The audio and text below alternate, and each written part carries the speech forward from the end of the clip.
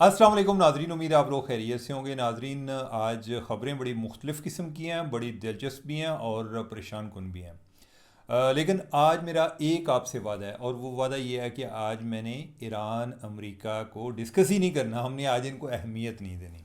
आज इस टॉपिक को हमने अहमियत नहीं देनी। हम आपको पता है कि अमन पसंद लोग हैं, ये जो हैं जंगजू किस्म के लड़ाके हैं, और हम दरमियान में फंसे हुए हैं। इधर तेल की कीमतें बढ़ रही हैं और हमारा तेल निकलता जा रहा है। तो एक ख़बर है जो कि एक यूके की ऑर्गेनाइजेशन में छपती है, the bureau of investigative journalism. ये एक नॉन प्रॉफिट सेंटर है इन्वेस्टिगेटिव जर्नलिज्म का। वो एक ख़बर छापते हैं और वो है यूके के बारे में और पाकिस्तान के बारे में। और वो ख़बर है डिसइंफॉर्मेशन के हवाले से कि उधर कई ऐसे फेसबुक अकाउंट्स हैं कि जो बड़ी एक एआई जनरेटेड, यानी कि एआई से बनी हुई वीडियोस बना रहे हैं।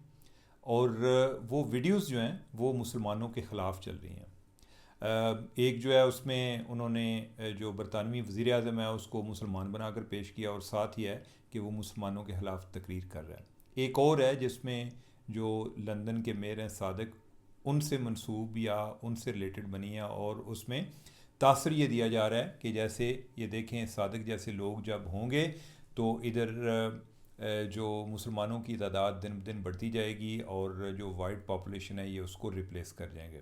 लेकिन ये इस तरह की बातें होती हैं।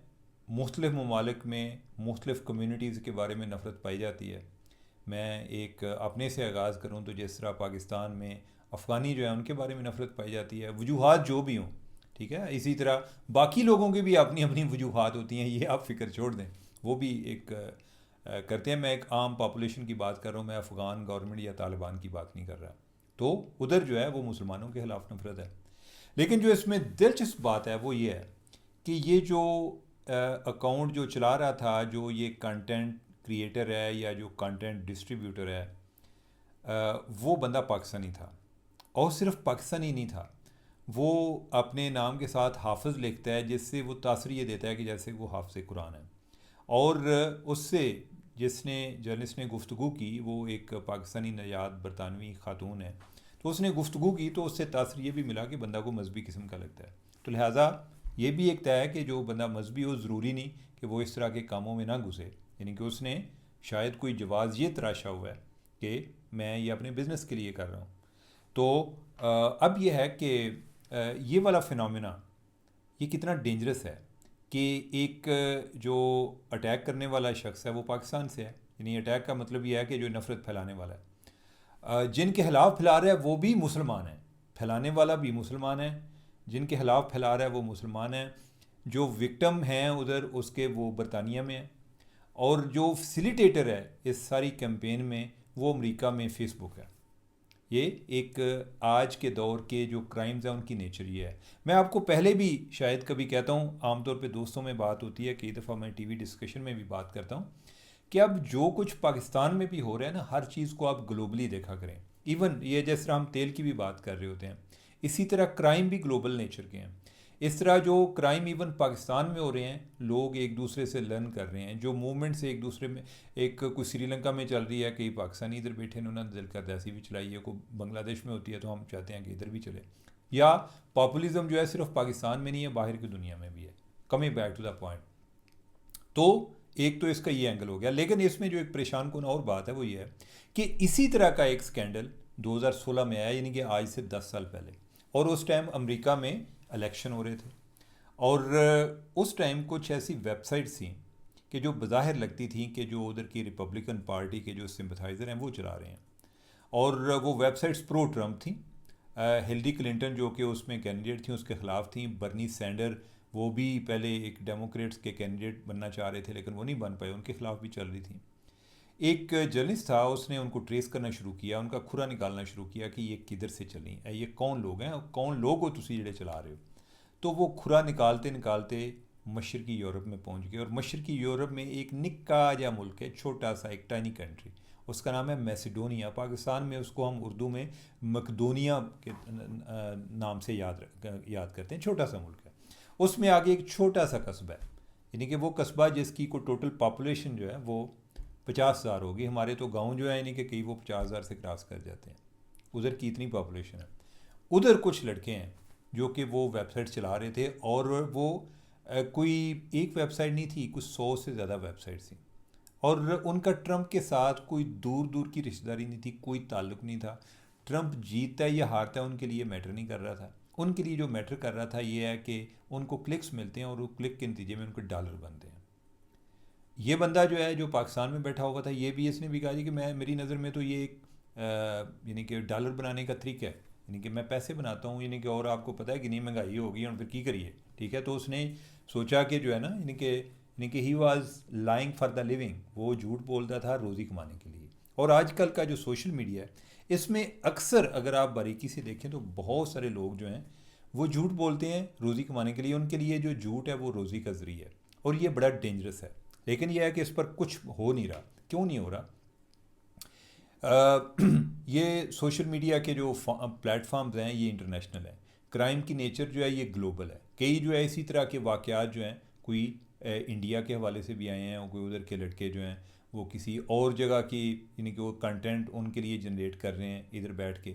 एक लड़का था जो कि कोई 22 साल का था, और वो मेडिकल का स्टूडेंट था, और वो कहता था जी मैं इस तरह झूठ बोल के तो मैं अपना जो है ना फ़ीस जमा कराता हूँ। नहीं, वो झूठ तो नहीं कहता था, लेकिन वो कहता था जी I am a content creator. बड़े सुलझे सुलझे से नाम आ गए हैं। तो इसका क्या किया जाए? ये ओवरऑल पूरे मुआशरे के लिए नहीं, पूरी दुनिया के लिए बड़ा डेंजरस है।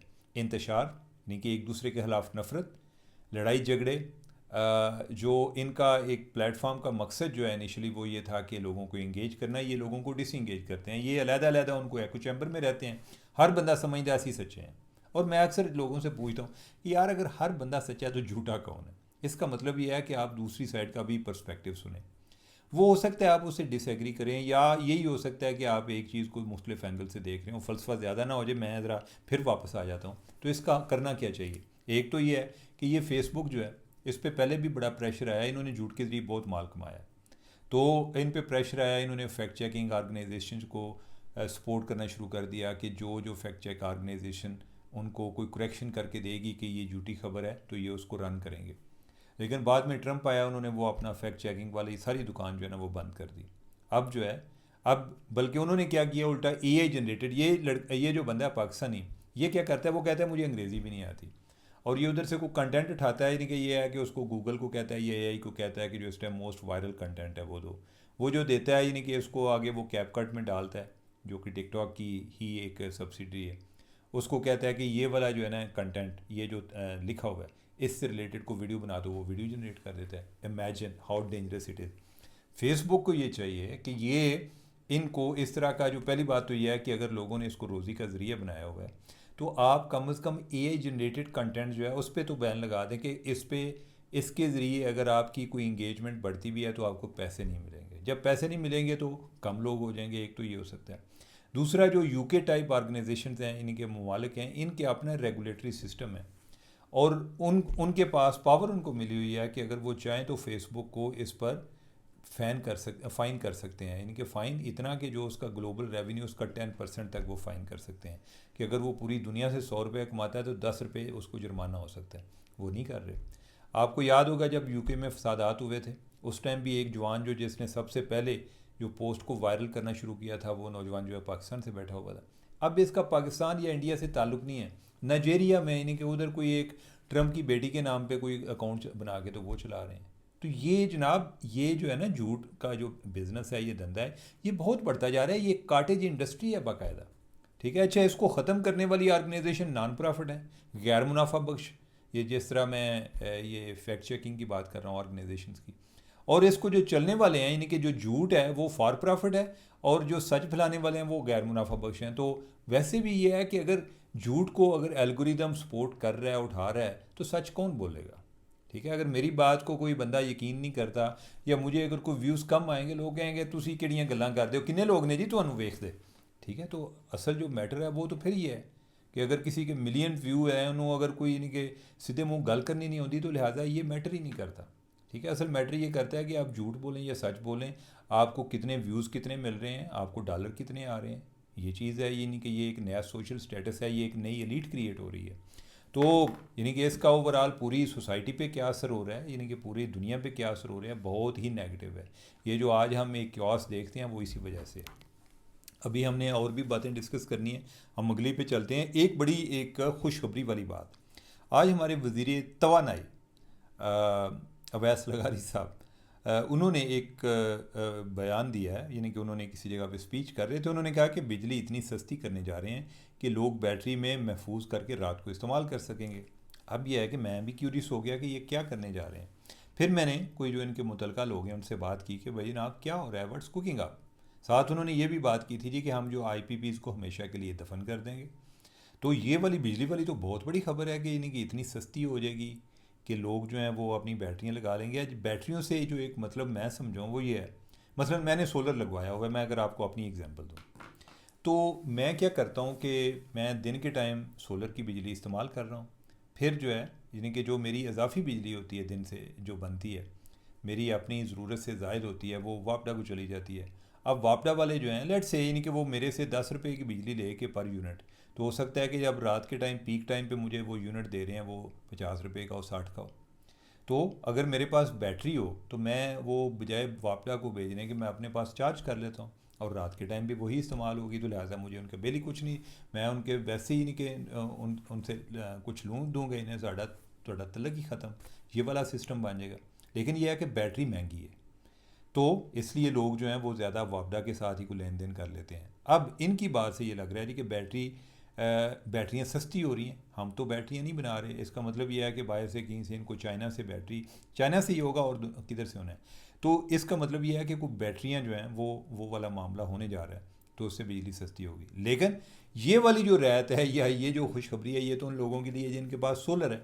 जिनके पास सोलर नहीं आते ने साढ़े लूँ, यानी कि जब बैटरियाँ जी ने बिल्कुल इन्हों की प्राइस बिल्कुल 4 गुना बढ़ जाए या कम हो जाए, हमारे लिए तो मैटर नहीं करता। हम तो खुश नहीं हैं, हम तो तब खुश होंगे कि जब फ़ायदा हमें होगा। तो उसके लिए जो दूसरा एक जो मैं सुन रहा हूँ या मैंने जो बात की है वो ये है कि जो डिस्कोज़ हैं, जो कि डिस्ट्रीब्यूशन कंपनीज़ हैं, इनको प्राइवेटाइज़ करने जा रहे हैं। और साथ साथ ये है कि जो इनका जो रोल है वो महदूद होने जा रहा है। मसलन ये है कि ये कंपनीज़ जो हैं वो एक तरह की एक डिस्ट्रीब्यूशन वाली कंपनीज़ हैं। तो लेट्स से कि मैंने मैं इसकी मिसाल जो है आपको टेलीकॉम इंडस्ट्री से देता हूँ कि इमेजिन कि हमारे यहाँ जो सबसे ज़्यादा इंफ्रास्ट्रक्चर है वो PTCL का है, और PTCL जो है किसी टाइम गवर्नमेंट की कंपनी थी। अब यह है कि बाद में मैंने नयाटेल बना लिया या मैंने कोई और कंपनी बना ली, मुझे एक इंफ्रास्ट्रक्चर चाहिए। PTCL वाले जो है मुझे सर्विस भी ठीक नहीं दे रहे, मैं नयाटेल की सर्विस लेना चाह रहा हूँ। नयाटेल वाले कहते हैं कि अच्छा आप ये ले लें, यानी कि हमें आप अपनी जो है ना एक ये सप्लाई लाइन जो है ये फ्राहम करें ताकि हमने फ़लाँ जगह तक पहुँचना है। तो उसके लिए वो उनकी कुछ इंफ्रास्ट्रक्चर को इस्तेमाल करते हैं और उसका उनको रेंट देते हैं, और जो है वो जो वो वाले हैं नयाटेल या बाकी कंपनीज जो हैं वो कोई अपना सिस्टम चला लेते हैं। अब अगर चीज़ को इधर किया जाए तो इसमें मतलब यह है कि जो बिजली को प्राइवेटाइज़ किया जा रहा है उसका मतलब यह है कि मुख्तलिफ़ कंपनीज अपनी बिजली इन्हीं IPP से लेंगे या यानी कि वो ख़ुद बनाएंगे। इमेजिन कि कोई IPP है, उन्होंने अपनी को कंपनी बना ली है जो कि आगे बिजली सप्लाई करने का भी काम कर देती है, वो आगे डिस्ट्रीब्यूशन कंपनीज़ के साथ करेगी। तो वो अब ये है, इमेजिन कि मेरे इलाके में 3 कंपनीज़ हैं जो कि बिजली फ्राहम कर रही हैं, और जो मैं आपको मिसाल दे रहा हूँ कई ममालिक में ऐसा है, अमेरिका में भी ऐसा है। तो 3 कंपनीज़ हैं। अब मैं उनके कंपेटिटिव रेट देखता हूँ, मैं उनकी जो एक सर्विस एफिशिएंसी देखता हूँ कि कौन कितनी देर बिजली बंद रखती है, मैं उस बुनियाद पे बिजली लूँगा। तो लिहाजा मेरे पास चॉइसेस ज़्यादा हो जाएंगी, गवर्नमेंट इसमें से निकल जाएगी, वो जो सर्कुलर डेट के चक्कर में हम पे टैक्स आता है वो ख़त्म हो जाएगा, वो नहीं होगा। तो हम जानेंगे या जो कंपनी जानेगी जो हमें बिजली प्रोवाइड कर रही है। तो that is a welcome news. अगर ये हो जाता है तो मैं कहता हूँ बहुत बड़ा स्टेप है पाकिस्तान के कॉन्टेक्स्ट में, तो बड़ा अनथिंकेबल है। यानी कि हम इतनी देर से बातें सुन रहे हैं, अभी भी हम बातें सुन रहे हैं, अल्लाह करे कि ये बात जो है ये एक हकीकत में बदल जाए और ये एक बहुत बड़ा रिलीफ होगा। और उसके साथ उन्होंने ये भी कहा कि हम जो ज़राअत है और जो इंडस्ट्री है इनके रेट भी डिफरेंट हो गए। Again very positive step. मसला ये है कि बहुत सारे लोग जो ज़राअत से वाबस्ता हैं वो अपनी जगह रोते रहते हैं, इंडस्ट्री वाले अपनी जगह रोते रहते हैं, डोमेस्टिक जो कंज्यूमर है वो अपनी जगह पे रोते रहते हैं। तो अच्छे है, यानी कि उनको आप जो गवर्नमेंट का एक रोल होता है, अगर आपने मसलन कोई ज़राअत को प्रमोट करना है तो आप क्या कहते हैं, आप उनको मुख्तलिफ़ तरीक़ों से फैसिलिटेट करते हैं, उनकी कास्ट प्रोडक्शन की जो है वो उसको कम करते हैं ताकि लोग उधर ज़्यादा इन्वेस्ट करें। इसी तरह अगर आप इंडस्ट्री में करना है या इंडस्ट्री में किसी एक पर्टिकुलर सेक्टर को करना है, आप क्या करते हैं कि उसके कोई टैक्सेस कम कर देते हैं और उसको कोई फैसिलिटीज़ देते हैं ताकि इधर लोग ज़्यादा इन्वेस्ट करें। अगर ये हो जाता है बिजली के हवाले से तो ये बहुत बड़ा, यानी कि मैं समझता हूँ कि एक बहुत बड़ी कंट्रीब्यूशन होगी। तो लिहाजा इसमें यानी कि there is a reason to be happy. अब जाते हैं आगे, एक बड़ी एक तशवीशनाक खबर। खबर है वो है कि बहुत सारे पाकिस्तानी उनको एक मुलाजमत का बहाना बना देकर कि आपको 5 लाख तक जो मुलाजमत मिलेगी उनको रूस पहुँचा दिया गया और वो आगे यूक्रेन के लिए इस्तेमाल हो रहे हैं। That is very dangerous. नाज़रीन, पहले हमने ये देखा था कि सीरिया में जब जंग चल रही थी तो उस टाइम भी बहुत सारे जो पाकिस्तानी हैं वो इसी तरह उनको मुलाजमत का कुछ झांसा दे के तो उनको सीरिया ले जाया गया था। अभी ये जो रूस वाला ट्रेंड है ये बहुत सारे ममालिक से सुनने में आ रहा है। पहले मैंने इंडिया के हवाले से सुना, यूक्रेन का तो दावा है कि रूस ने कुछ 34 ममालिक से इस तरह जो मर्सनरीज जो हैं, जो फाइटर्स हैं, वो इसी तरह जो लोग हैं यानी कि उनको झांसा दे के आगे कोई एजेंट माफिया दरमियान में आ गया और उन्होंने इस तरीके से लोगों को उधर बहला फुसला के ले जाते हैं। फिर उनको कहते हैं जी कि अच्छा आप आएँ ज़रा जंग लड़ें। वो चीज़ें कि जिधर उनकी कोई बहुत ज़्यादा स्किल की ज़रूरत नहीं होती उधर उनको इस्तेमाल करते हैं। अब यह है कि दुनिया में बाकी क्या हो रहा है हमें तो अपनी फ़िक्र करनी चाहिए। उस हवाले से हमें एक तो जो रूसी सफारतखाना है उससे रब्ता करना चाहिए, देखना चाहिए कि कितने लोग हैं जिनको वीज़े मिल रहे हैं।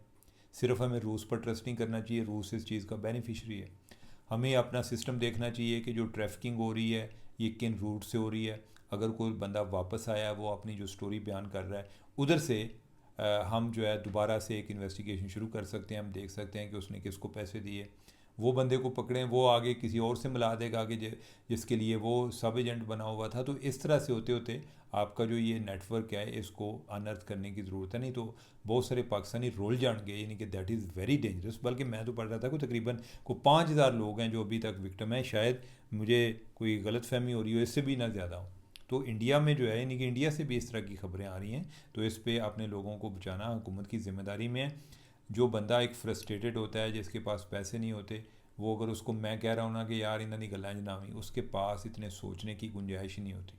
वो कहता है कि मैं जो है यानी कि कोई इंतहाई स्टेप उठाता हूँ, देखता हूँ कि अगर कहीं जो बच गया तो 4 पैसे आ जाएंगे, नहीं तो फिर अल्लाह हाफिज़। तो लिहाजा इन लोगों की जो हफाजत है या इनको इस तरह गलत हाथों में जाने से बचाना जो है ये हुकूमत की ज़िम्मेदारी है और उसको उनको अपना इसमें किरदार अदा करना चाहिए। मैं इस पर मज़ीद चेक करूँगा, हो सकता है कि कोई इसके हवाले से मालूमात मिले। अभी को मुराद सईद का एक इंटरव्यू है, उसने बताया, उसने कह रही कि जब खान साहब को गिरफ़्तार किया गया तो मैं गिलगित बल्तिस्तान चला गया, मुझे उधर का जो चीफ़ मिनिस्टर है वो साथ ले गया। फिर मैं कोहलिया बदल के तो फिर लाहौर चला गया और उधर जो खान साहब कुछ देर रहे और उनके पास मैं गया और उन्होंने मुझे वो कमरा दिया जो कि जिस कमरे में उनके जो अपने दोनों बेटे हैं कासम और सुलेमान वो आके रहा करते थे। मतलब ये है कि मैं उनके बेटों की तरह हूँ। फिर यह है कि कुछ देर बाद उन्हें उतों मैनू फ़र्क कर दिता, उन्होंने भेज दिया, उन्होंने कुछ साथ तस्बीह भी दी। उन्होंने कहा तस्बीह करते जाना और ये है कि बस इधर उधर ना देखना और कोशिश करना कि आप जो है ना मुल्क से निकल सकते हो तो निकल जाओ, अभी मज़ीद क्रैकडाउन होगा। अब मुझे इस बात का नहीं आइडिया कि ये जो बात कर रहा है मुराद सईद, क्या ये कहीं मुल्क से बाहर चला गया हुआ है, किधर से ये बात कर रहा है। और यानी कि क्योंकि इसकी टाइमिंग जो है बड़ी इंपॉर्टेंट है और इस पर आप लोगों ने नज़र रखनी है। मैं भी नज़र रखूँगा। लेकिन ये है कि आगे पहले भी कई लोग जो हैं वो मुल्क से बाहर गए हैं, हो सकता है कि वो भी निकल गया हो, शायद मैंने ये को ख़बर मिस की हो।